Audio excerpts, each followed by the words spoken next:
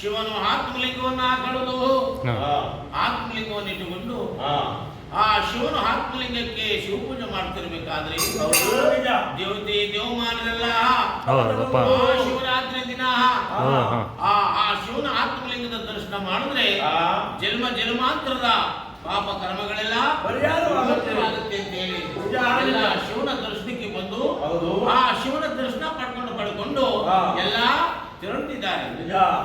ಆಗ ಕಟ್ಟ ಕಡೆದಾಗಿ ಬಂದಂತೆ ಬ್ರಹ್ಮದೇವ ಆ ಬ್ರಹ್ಮದೇವ ಬಂದು ಕಡೆ ಬಾಗಿಲು ನಿಂತಿದ್ದಲ್ಲ, ಬಾಗಿಲು ಬಂಟ, ಬಾಗಿಲು ಸೇವಕ ಏನಪ್ಪಾ ಶಿವನು ಶಿವಪೂಜೆ ಮಾಡ್ತಿದ್ದಾರೋ ಅಥವಾ ಶಿವಪೂಜೆ ಮಾಡಿ ಆಗೋಯ್ತಪ್ಪ ಅಂತ ಕೇಳುದು.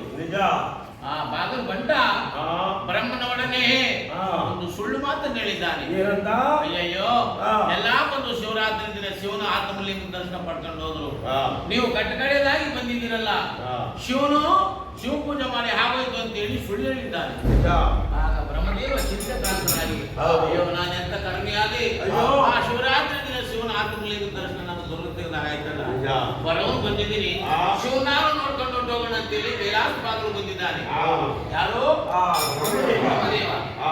ಆಗ ಜಗದೀಶು ಮಾತಕ್ಕಂತ ಪರಮೇಶ್ವರ ಅಂಗೈ ಮೇಲೆ ಆತ್ಮಲಿಂಗವನ್ನು ಇಟ್ಟುಕೊಂಡು